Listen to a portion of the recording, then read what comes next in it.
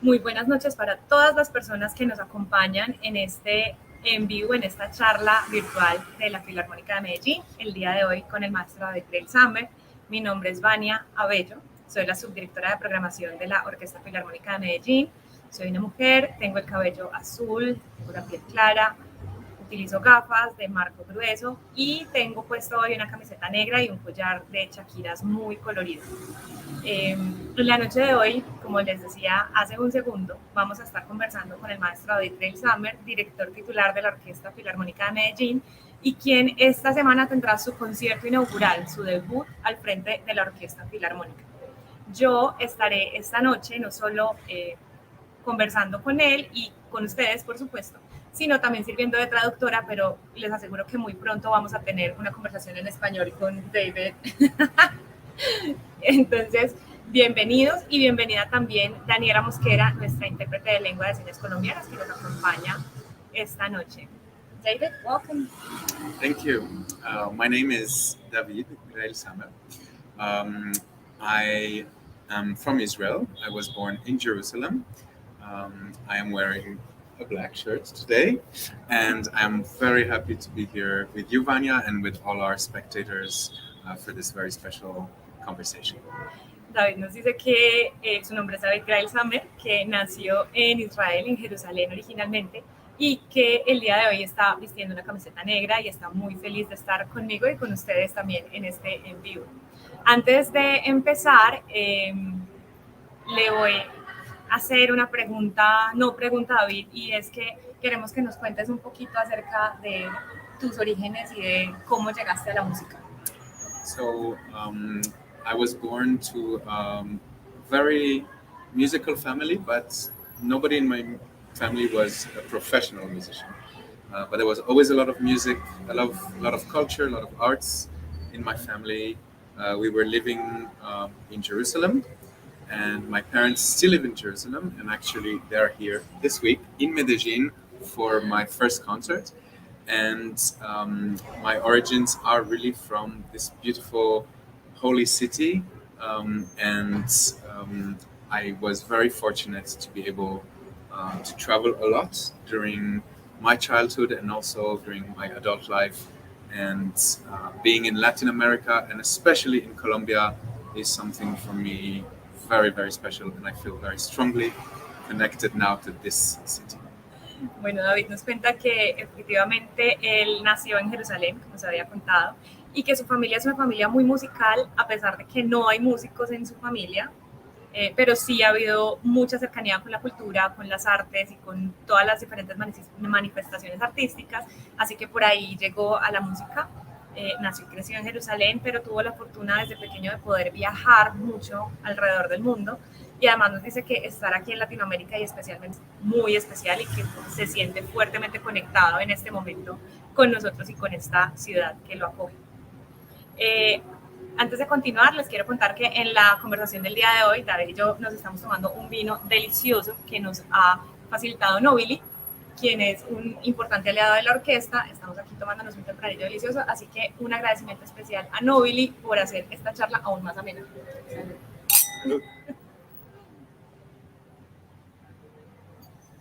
Para continuar con esta conversación, bueno, hay una pregunta por aquí muy bonita y es, durante todo este tiempo que has sido intérprete, solista, director, ¿qué es lo más importante que te ha enseñado la música? For me, music is a way to connect people and also to be more tolerant. And this is the most important thing that music has taught me, is that, of course, we want to play beautiful music, great masterpieces, but it should never be the end. It should be just the way to get to a higher goal. And the higher goal is to take music and connect people from different cultures, from different languages, from different parts of the world. And this way, we can become a more tolerant society, a more open society, a more diverse society. So for me, this is what music should be about.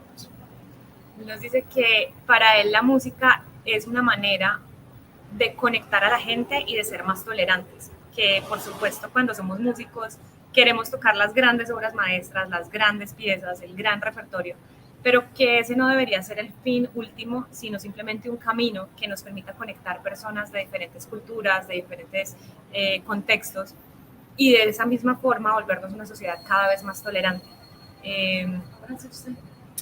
That this is really the way to get to a completely different place and not the end of what we want to achieve. Que básicamente, exacto, que la música se convierte en un camino que nos lleva a ese fin que queremos, que realmente es conectar y volvernos cada vez más tolerantes y más diversos, una sociedad más inclusiva y más diversa, que además va completamente de la mano con la idea que tiene la Orquesta Filarmónica de Medellín, que es transformar con música. Y en ese orden de ideas te voy a preguntar, ¿qué significa para ti estar aquí en la Orquesta Filarmónica de Medellín? Well, it means to me so many things. It's difficult even to answer this in just one or a few phrases, but I would say that, first of all, until 3 years ago, I had never been to this city. So first time that I came to the city and first time that I met all the people in this city, I realized not only that it's an amazing place with beautiful culture, with so much diversity of ideas and styles, but also that the people here are completely in love with music. And for me, that was, I think, the most striking and incredible thing that I noticed coming from Europe or from the Middle East, to hear how much music is present in people's lives. You walk in the street in Medellin and music is everywhere. And that's not the case in some other parts of the world. Here, it's just how you live, how you speak is all about the music. And I think that this is, to me, the beginning of this journey. It all starts with realizing how much music and culture are part of people's lives in this city. David nos dice que es una pregunta muy difícil de responder en pocas frases porque es realmente muy especial estar aquí en la Orquesta Filarmónica de Medellín, pero que además esto empieza realmente con su llegada a Medellín por primera vez hace 3 años, que fue la primera vez que estuvo aquí, y en darse cuenta cómo la música es una parte esencial de la vida de las personas en esta ciudad. No sale a la calle y escucha música, te montas al bus y escuchas música, entras al restaurante y escuchas música y se vuelve una forma de vida, y es como todas las personas de esta ciudad están conectadas o estamos conectadas con la música en nuestra vida como algo intrínseco y algo que no se puede separar, y que no es el caso en otras ciudades del mundo, y especialmente el que viene de Europa y del Medio Oriente. Fue un cambio y fue una sorpresa, fue algo que lo impactó cuando estuvo en Medellín por primera vez, y que eso fue parte de lo que lo llevó a enamorarse de esta ciudad y a decir, qué rico estar en Medellín.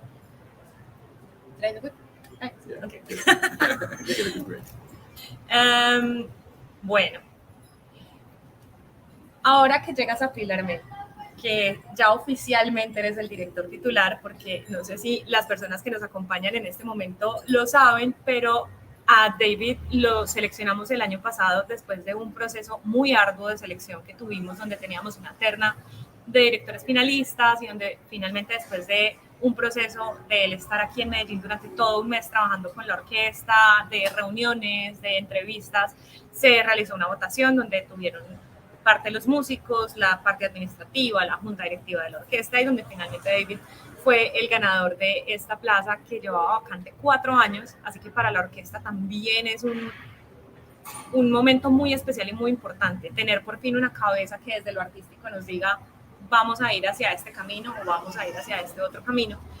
Y inicialmente, si bien la selección se hizo en noviembre del año pasado, lo anunciamos en febrero de este año, pero oficialmente su temporada como director empieza este mes, empezó en agosto de 2019. 22, porque era el momento en que las fechas coincidían para que él pudiera venir y estar un buen tiempo aquí en Medellín. Esta vez vas a estar 3 semanas con nosotros. Y bueno, estamos nosotros muy felices, es nuestro debut.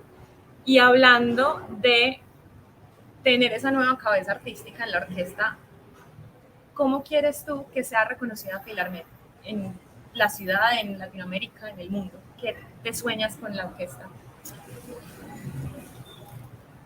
Of course, well, everything you said about the process is very important, first of all, because this process has been such a powerful process. And so to be here finally now, as you said, this is officially now the very first month.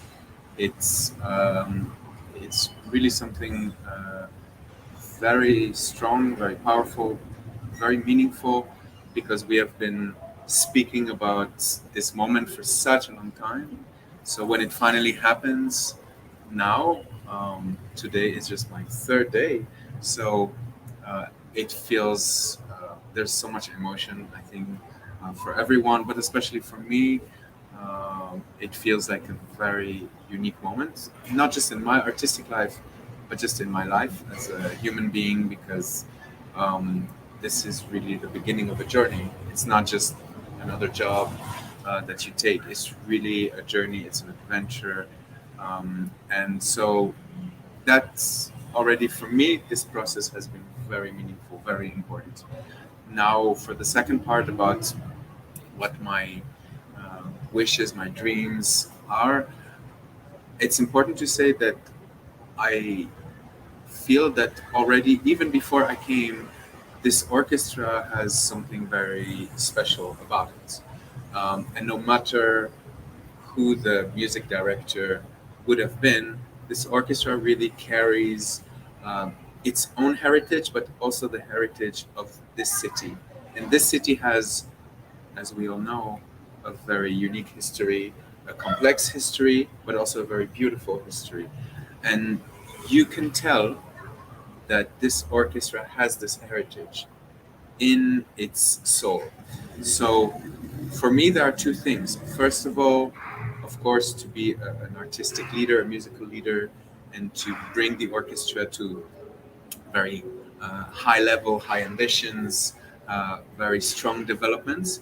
But it's also very important for me to recognize this heritage, to respect it, to give it the space that it needs, so that it's not just changing things, but also taking this beautiful soul and the history of what the city, what this country is about, and to try to make it even clearer for our public, so that in the future, of course, we want to have the most virtuoso musical orchestra that we can have, and one of the strongest orchestras in Latin America. That's a wish, of course, but also an orchestra where everybody knows and recognizes that it comes from here, where the roots are planted in this city. And that's something, I would say, these two big pillars are, I think, among the most important roles that I have now as I start this new journey. Bueno, David nos dice que primero es importante resaltar el tema del proceso de selección del director titular, porque fue un proceso muy arduo y venimos hablando de este momento y de su llegada como director titular a la orquesta por mucho tiempo, muchos meses y meses y meses de sentarnos, de tener conversaciones, de tener videollamadas, y que por ende quiere reconocer ese proceso porque es algo que en este momento es muy poderoso y obviamente hay muchas emociones de la orquesta, como les decía, para nosotros es emocionante y para los músicos de la orquesta sé que lo ha sido, pero que también para él es un momento muy gratificante y muy emocionante poder finalmente llegar a Medellín oficialmente como director titular de la orquesta.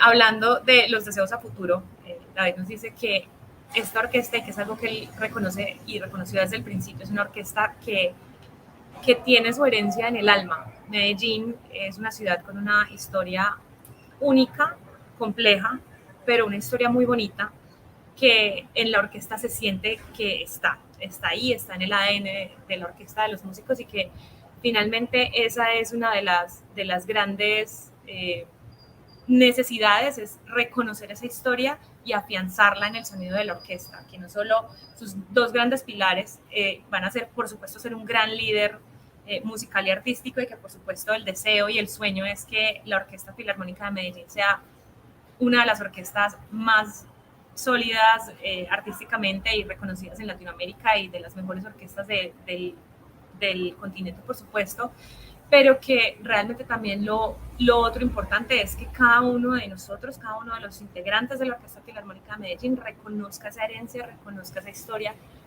y pueda transmitirla a través de lo que la orquesta hace.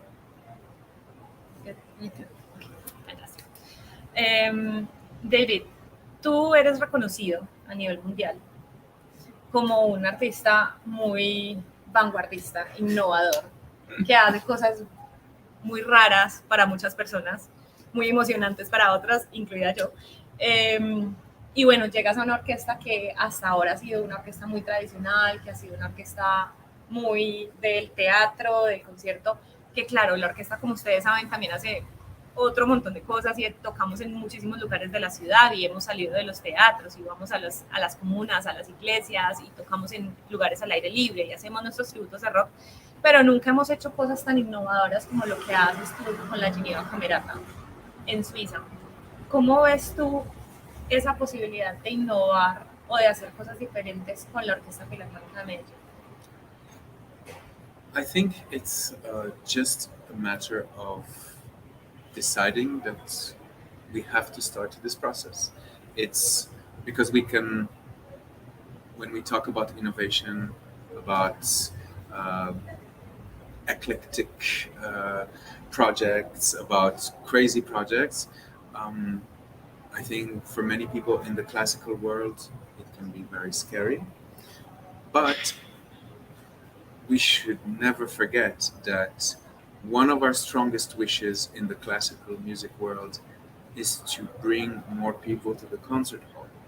This is the key, because classical music has this problem that we must recognize, that many young people are very scared of coming to the concert hall. Many people, not just young people, by the way, don't really know if they could be accepted in the classical music world. Many people maybe didn't have the opportunity because of origins or where they come from. Maybe they just didn't have the possibility or opportunity to see what classical music is about. So our discussion should really be about that. It's not just to be innovative because it's cool or because we are bored or because we just want to be different. We want to be innovative because it's necessary. We have to do it. So if we keep this in mind and we realize that it's crucial for the classical music world, then I don't think it matters how traditional this orchestra is or any orchestra. Even, and of course, Philharmed has been quite a traditional orchestra playing the common traditional repertoire, but this is not what we should be focused on. We should be focused on realizing we want to attract new people. This is a huge city with a lot of people that haven't had the opportunity to hear classical music. So if we want to start more innovative projects, this should be our goal, because when you create these kind of different projects with bringing other disciplines like dance, theater, circus, acrobatics, visual arts, when you start doing this more and more, then you bring people from other worlds. You bring people maybe who only go to jazz concerts or only salsa concerts or just dance. Then these people will come to your concerts, and at the end we should not be afraid of doing it. And I have no doubt at all that Philharmed can go in that direction. And as we were saying in the previous question, we take the heritage and the culture and the beauty of the orchestra and we take it to a more innovative space. And if we do that, I'm sure that we will have an even larger public, new people, and that should really be one of our most important goals. El maestro nos dice que realmente la pregunta o el reconocer es que tenemos que empezar el proceso de meternos en el tema de la innovación, pero que no es innovar porque estemos aburridos o por hacer algo distinto, sino porque es una manera de atraer personas que vienen de otros mundos. La música clásica es un mundo en el que muchas personas tienen miedo de entrar, quizás porque no lo han podido conocer, porque no han tenido la oportunidad, porque no ha llegado nunca a ellos. Y no solo la gente joven, que de hecho yo lo he conversado en charlas anteriores con algunos invitados, no es un problema solo de la gente joven, hay muchas personas que nunca han tenido la posibilidad de acercarse a la música clásica, y el hecho de empezar a pensar en programas eclécticos, en proyectos diferentes, nos lleva a involucrarnos interdisciplinariamente con cosas como el teatro, como las acrobacias, como las artes visuales, como la danza, y eso nos permite cautivar personas de círculos más amplios que los que normalmente irían a la música clásica, y que, como lo mencionábamos en la pregunta anterior, porque si bien la orquesta ha sido una orquesta que ha sido tradicionalmente conservadora, no deja de ser una orquesta que es joven y que ha intentado también abrirse un poco a las posibilidades, y que por ende se trata también de coger esa herencia de la que hablábamos en la pregunta anterior y simplemente llevarla hacia otros momentos y hacia esa innovación que queremos con la orquesta. Un saludo muy especial a nuestros músicos que nos están viendo en la noche de hoy. Estábamos hablando de innovación, de cambios, aquí se me cruzan los cables, de cambios de proyectos nuevos, pero quiero también tocar un tema que para la orquesta es muy importante, y es el tema de la transformación social y del impacto social que podemos tener con la música, y cómo crees tú que eso se puede lograr a través de una orquesta sinfónica. So first of all, I think Filarmet is already doing incredible things socially, and we have to recognize it, because I can tell you that many orchestras in Europe and in the US are not doing as much. Many orchestras are talking about it, but are not doing it. Doing maybe once a month, some small outreach concerts. I've been in those places, and I know that it's very easy to say, oh, let's do social projects. So first of all, I think it's important, and for our public to know that this orchestra has a tradition of social projects, going to communities, playing a lot of free concerts for people, having kids open up to classical music. So I already feel very privileged and extremely excited about it, because there's already something very beautiful in place. Of course, there is more than we can always do, and I think it's a little bit like the theme of innovation. When we talk about social projects, we forget many times that what is obvious to us in the culture world, is not obvious for many people. Maybe people who live in neighborhoods that are far away or outside of the city, or in more rural places outside or far away. Many things that to us seem like, oh, we'll just go see a movie tonight, or there's a great theater show. For us, it's obvious, but we shouldn't forget that for many people, it's not obvious, maybe for social reasons, maybe for geographic reasons, maybe for economic reasons as well. So that means that we have to make an extra effort to go to places that really culture has had a difficulty to enter. And again, the orchestra is already doing it, and I'm sure that we can even go further, but also to bring people to the concert hall, like the opposite direction. People who don't have the possibility to do it, whether because maybe they don't have the mobility, maybe because they are patients in a hospital or in a clinic, maybe because they are immigrants who really arrived here not long ago and they have very few possibilities to move around or to have money to buy a ticket. Um, if we are able to maybe put ourselves in the position of these people, and understand many times that we are very privileged, but we should try to get out of our comfort zone, then I think very naturally we will want to go further in those social projects. And yes, symphony orchestra is a very big, very heavy entity, and it's difficult to move um, when you have such a large entity with so many people. But again, if all of us in this entity put ourselves in the place of other people who maybe had less opportunities, then we will want to do more. We will want to take some risks, maybe that we haven't taken, and go to places where no classical musicians have ever been before. So, to me, these are really kind of the ideas that can lead us to social, even bigger social transformation.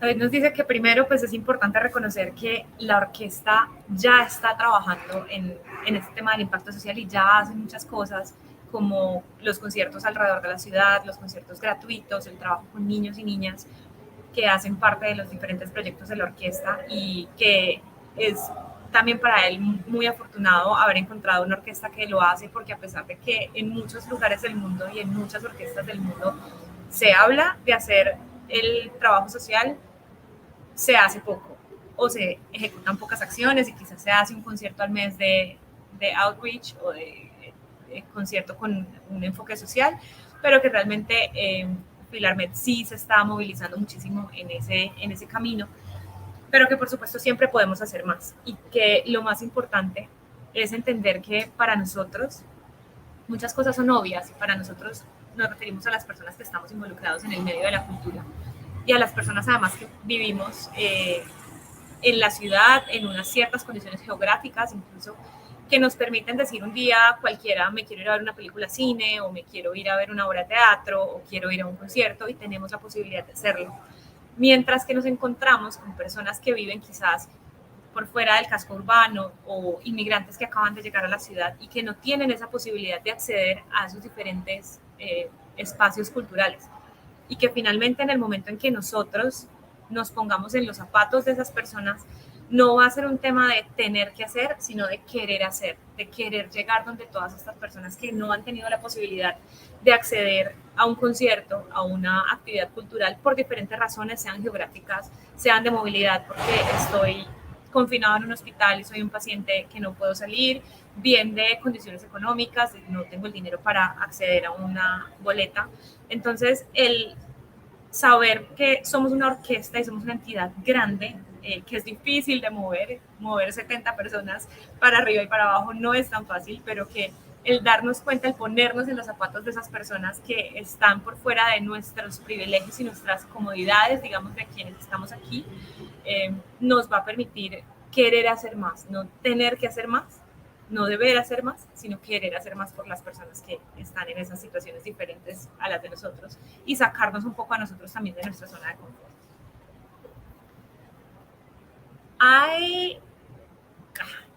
De nuevo voy a hablar en inglés.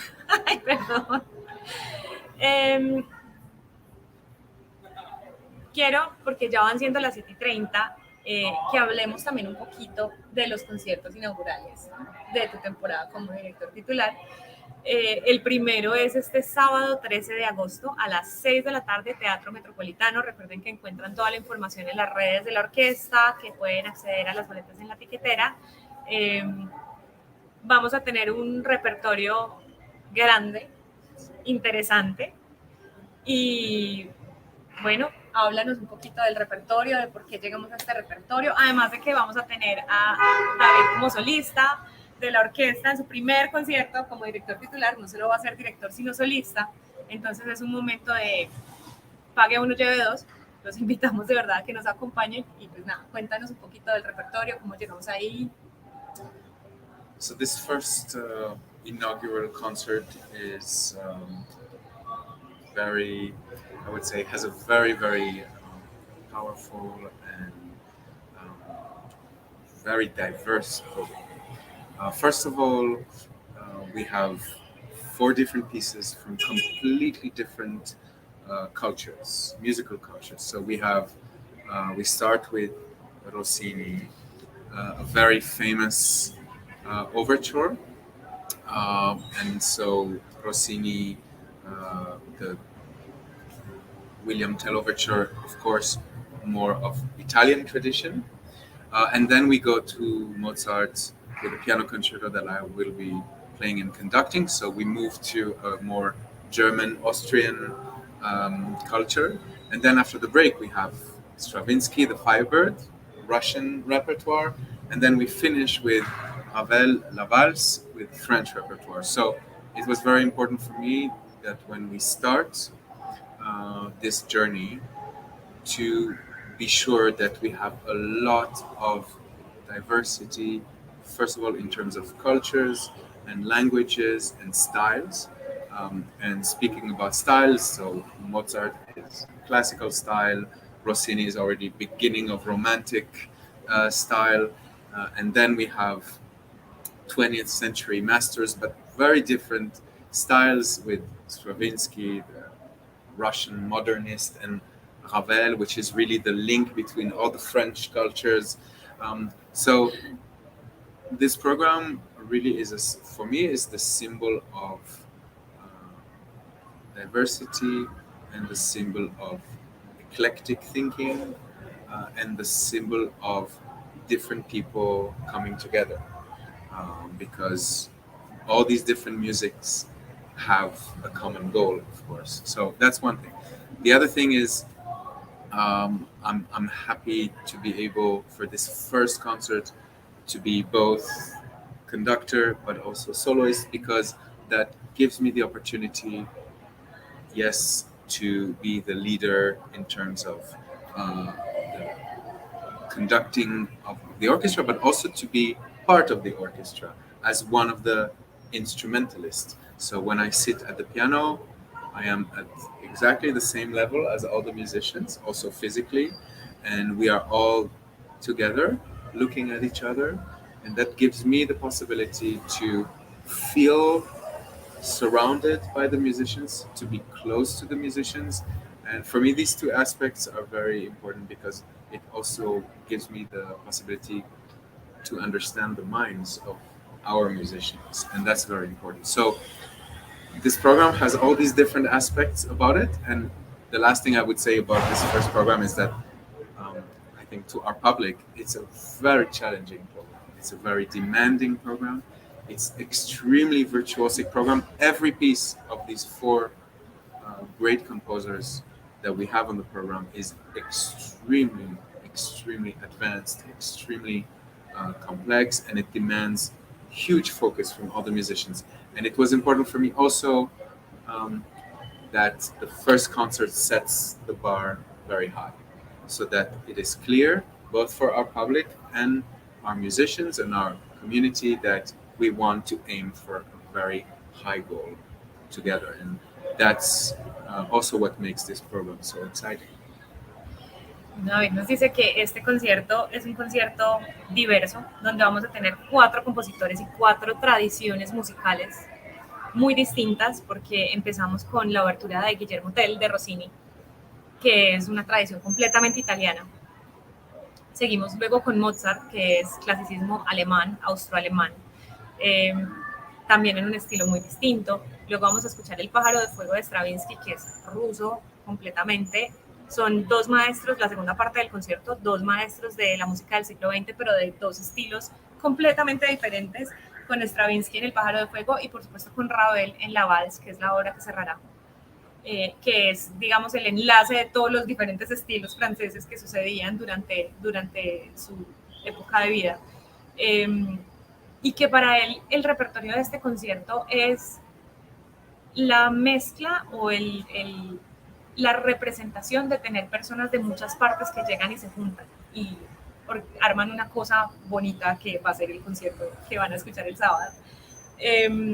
Y que además tiene la fortuna y el gusto de ser el solista también de este primer concierto inaugural, porque el ser solista le permite ser parte de la orquesta, no solamente ser el líder cuando está dirigiendo la orquesta, sino ser parte de la orquesta y estar incluso físicamente al mismo nivel de los demás músicos, haciendo música y sintiéndose rodeado por la orquesta y teniendo la posibilidad de mirar a las personas, pues a los músicos y darse los gestos y las señas y todo lo que los músicos hacen cuando están haciendo música juntos y cuando no hay necesariamente una figura de director parada al frente. Así que le permite entender también un poco la mente de nuestros músicos y de los músicos de la Orquesta Filarmónica de Medellín, y que finaliza resaltando que además este programa es un programa muy difícil, es un programa muy retador para la orquesta, es un programa que musicalmente tiene un repertorio muy exigente, con muchísimas dificultades, pero que por supuesto saldrá bellísimo y que queremos contarles que es un programa muy difícil y invitarlos a que nos acompañen entonces en este concierto que será el 13 de agosto a las 6 p.m. Teatro Metropolitano José Gutiérrez. Y nuestro segundo concierto, que es el sábado 20 de agosto, sábado 20 de agosto, 6 p.m. también, Teatro Metropolitano. El concierto se llama Azul Profundo. Vamos a estar celebrando los océanos porque vamos a tocar una obra hermosa que a mí me encanta, que es La Mer de Debussy. Pero vamos a tener también muchas otras piezas, todas de repertorio francés. Y bueno, le voy a dar la palabra a David para que nos cuente un poquito de ese repertorio.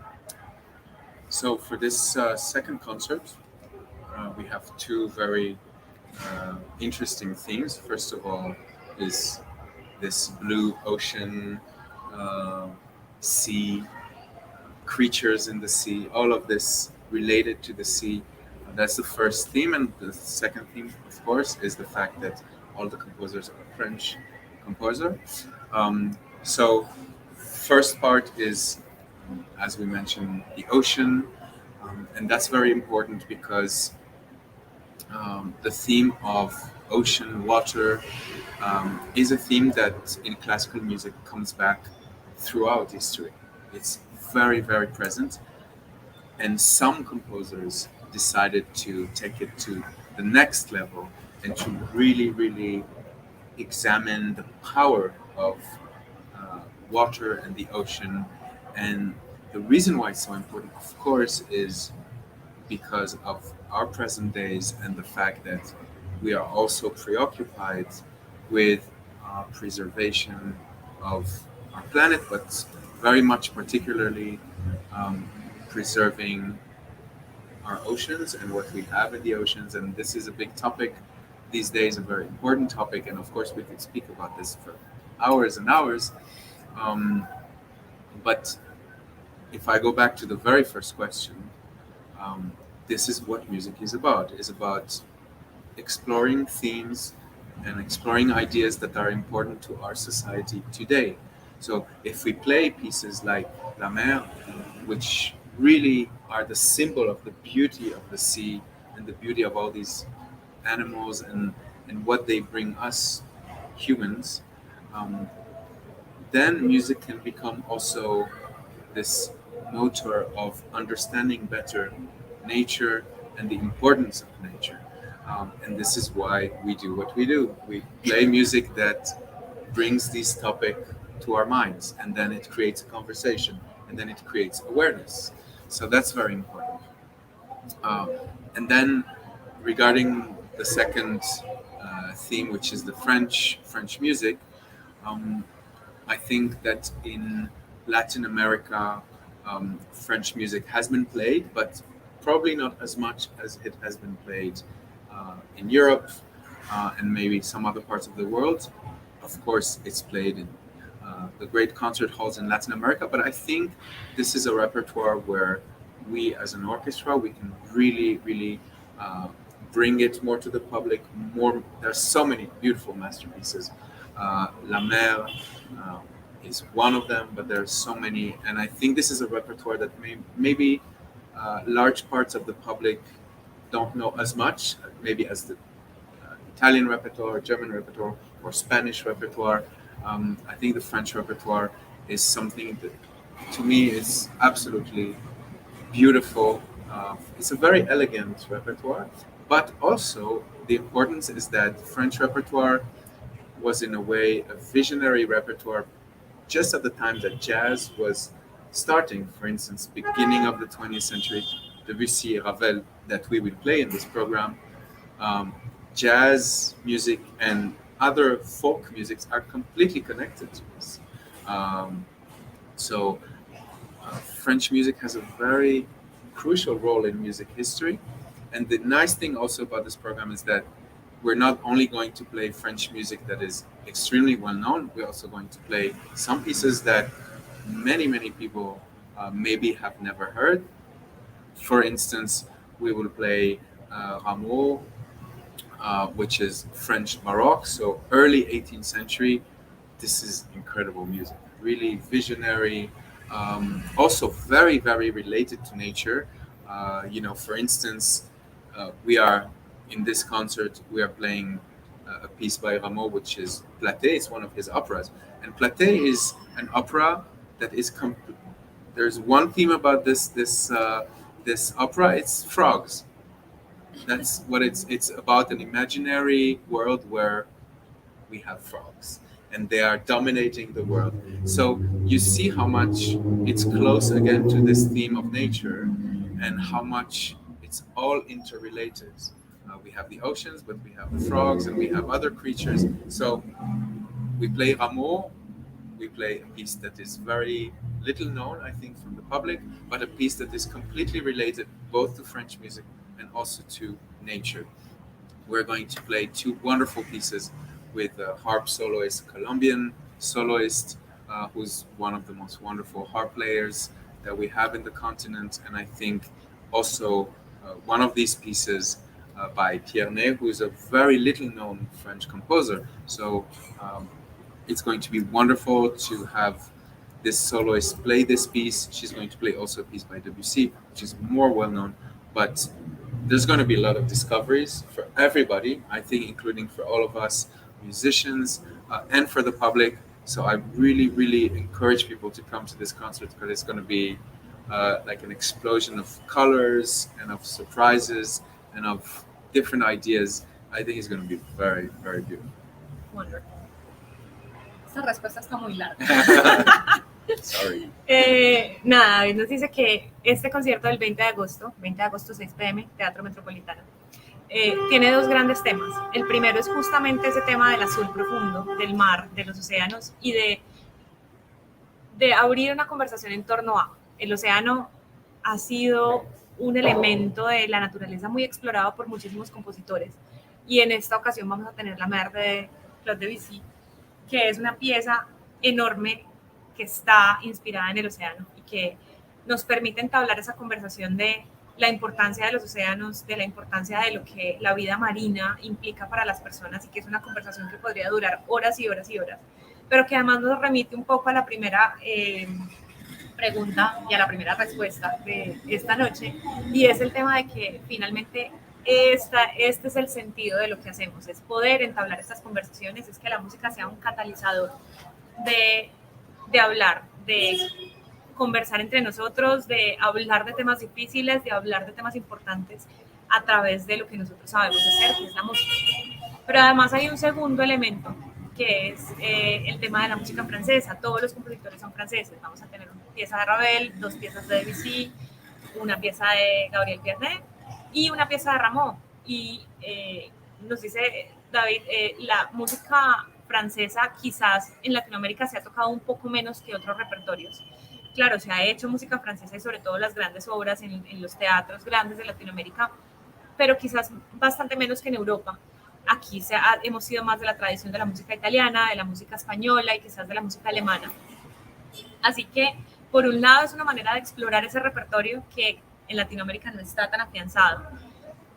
Pero además no es solamente tocar las obras conocidas del repertorio francés y ya está. Vamos a tocar obras poco conocidas, como Rameau, que es la obra con la que abriremos el concierto, y es la suite de Platé, que es una de las óperas de Rameau, y que además volvemos y estamos hablando de barroco francés, además estamos pasando por diferentes momentos históricos de la música francesa, y Rameau, Platé, su ópera está inspirada también en temas que tienen que ver con la naturaleza, y Platé nos habla de un mundo en el que los sapos dominan el mundo, y el mundo es un mundo de sapos.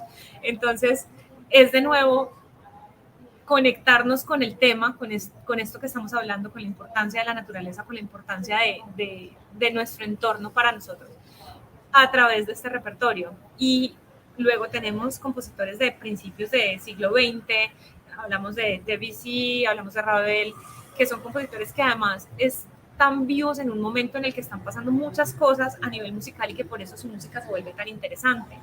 Entonces estamos hablando de que es el momento histórico en el que nacen, por ejemplo, muchas músicas folclóricas, el jazz en Estados Unidos, y esto está intrínsecamente ligado también a este repertorio y a esta exploración. Vamos a tocar 2 piezas para arpa, una más conocida que la otra, que será la danza sagrada y danza profana de Debussy, y la segunda es una obra de un compositor que se llama Gabriel Pierna, poco conocido, muy poco conocido, pero también parte de esta tradición y de este estilo francés que va a ser para el público que nos acompaña una explosión completa de colores y de sonidos diferentes a los que quizás no estamos acostumbrados, un repertorio muy elegante. Nos va a acompañar como solista Marta Bonilla, arpista colombiana, excelente arpista, una de las mejores de Latinoamérica y que seguramente va a encantarlos a todos con el sonido de este instrumento que además se toca poco también. En Medellín no tenemos escuela de arpas, así que los invitamos y por supuesto que será una experiencia absolutamente maravillosa para todas las personas que nos acompañan. Y como ya estamos llegando al final de esta charla, voy a tomar un par de preguntas del público que tenemos por aquí para hacerle a David. Tengo 2 preguntas muy musicales para ti. La primera es, ¿qué camino se debe seguir para convertirse en un excelente director de orquesta?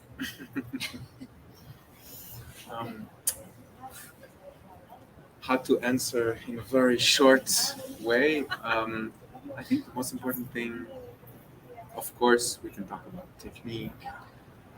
That's always very important for a musician. But more importantly, I think a good conductor is someone who can really understand the musicians and listen and feel the musicians around, and not just someone who wants to impose his or her vision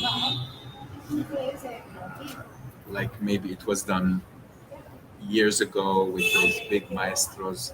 I think today, in the 21st century, a good conductor is someone who can listen to the musicians, be part of the orchestra, but also listen to the community around and to people who are not musicians, and to be part of what is going on in our world, to not be closed in this I'm a musician, I am an artist, and so I know what I need to do. But to really listen to social issues, political issues, also just everyday issues. I think that makes a conductor a much better artist. That would be my very first advice to someone, is to open the antennas and to be connected to the people.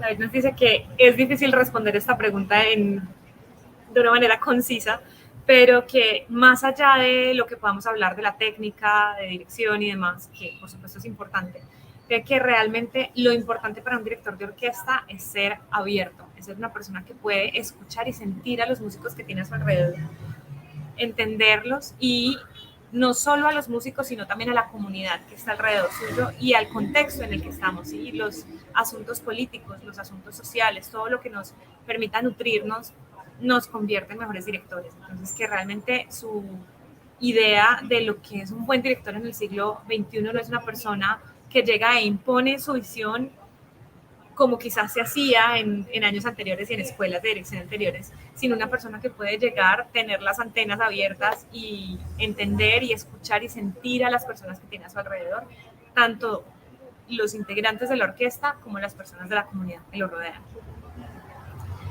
Y por último, la pregunta desde el otro lado, y es, ¿qué es lo más importante que un músico de orquesta debe tener presente en su vida? I think, you know, I think that traditionally what we have been taught in conservatories, traditionally in the past, is that a good musician and a good musician in an orchestra has to always look at the maestro and to just follow the rules and follow exactly the beat and to always be just with the conductor, and that's really the one way it has to go. And I think maybe that was true for the past. I don't think it's true anymore. I think that would be for me something very important to tell a young orchestra musician, for instance. Yes, of course, you need to look at the conductor, probably better. But more importantly, I would say try to listen to what is going on around you. That's much more important. Try to be part of the sound of your colleagues. Try to be precise rhythmically so you can really play accurately with your colleagues. Because if you look at the conductor and your wish is to just be with the conductor, but if your colleagues around are playing maybe in a different style or doing something different, it doesn't matter if you're with the conductor. You're not going to be with your colleagues, and the orchestra is not going to be together. So my very first advice or idea would be, even before you look or you are with the conductor, try to really, really like being part of a, the forest with a group of animals or a group of, in nature, like, of course, you always have a leader, but you find ways to be part of your community and you help your community maybe for food if it's in the forest or for many other things that can be part of your surrounding, and then it will be easy to go with the leader as well. And I think that's something that is shifting, that is changing, because we were taught that maestro is the key to everything and the solution to everything. But I think the solution starts locally with your colleagues, with your friends, with the people who are around you, with the people that you grew up with. Again, it's as being a good orchestra musician is also a social issue. It's not just a musical issue. It's really to be part of. It's a community like any other community. If you are part of your community, if you participate and listen, then the orchestra is going to get to a higher level. And I think that's really the key for an orchestra musician. That's what I would definitely say that is a very important aspect of this work. Él nos dice que su primer consejo para los músicos de orquesta, y pues si tuviese que darle un consejo a un joven músico de orquesta, sería escuchar. Lo que tradicionalmente se nos ha enseñado a los músicos es que debemos seguir al director y siempre con el director y solo al director y hacer un poco cerrados en ese aspecto, pero que realmente eso es algo que en este momento y para el siglo XXI está cambiando. Y que finalmente hacer parte de una orquesta, y nosotros lo repetimos y lo repetimos en Filarmónica, pero es que no es mentira, una orquesta es una sociedad, es el reflejo en miniatura de una sociedad completa, y finalmente hacer parte de una sociedad implica encontrar maneras de trabajar con las demás personas. Yo como músico, no sé si puedo estar siguiendo al director y estar preciso en el tempo del director, pero si yo no escucho lo que mis compañeros están haciendo y quizás están tocando en un estilo distinto o están haciendo algo diferente y yo no me he dado cuenta, lo que va a pasar es que la orquesta no va a sonar junta, no va a sonar como un grupo, que es como debería sonar. Si lo pasamos a un ejemplo, digamos, en la vida salvaje, es como ser parte de una manada. Hay un líder seguro, pero los demás integrantes de la manada siempre encuentran la manera de ayudarse y de tener un papel dentro de su comunidad, que será bien el que va a cazar comida, o el que va a cuidar a los niños, o el que va a cualquier otra labor. Y finalmente la orquesta nos invita a lo mismo, cada uno debe ser parte de esa comunidad y ayudar a su comunidad. Así que ese sería el primer consejo que él le daría a un joven músico de orquesta. Creo que no tengo más comentarios, ya hemos pasado por allí por varias preguntas del público en medio de las respuestas que hemos dado. Así que por la noche de hoy nos vamos a despedir, siendo las 7:57 de la noche. Les voy a contar una infidencia, y es que David está cumpliendo años hoy, así que un muy feliz cumpleaños para nuestra directora titular. Hoy celebramos aquí con la orquesta, y bueno, ha sido una semana muy emocionante. 2 cumpleaños llevas en Medellín seguidos, porque el año pasado también celebraste tu cumpleaños con nosotros. Un agradecimiento súper especial a Dani, que nos está acompañando con la lengua de señas colombianas en la transmisión de hoy, como lo ha hecho durante las demás conversaciones de este año. Un saludo muy especial a todas las personas que nos han acompañado en esta conversación, a los músicos de nuestra orquesta, que sé que están por ahí conectados, muchos de ustedes. Un saludo para el detrás de cámaras de estas transmisiones, que es Carol Moreno, nuestra comunicadora digital. Y por supuesto, como les conté al principio, un saludo y un agradecimiento súper especial a Nobili, quien esta noche nos invitó a un vino maravilloso para acompañarnos en la conversación. Así que muchísimas gracias a todos ustedes por habernos acompañado. Muchas gracias, David, por tu tiempo. Gracias.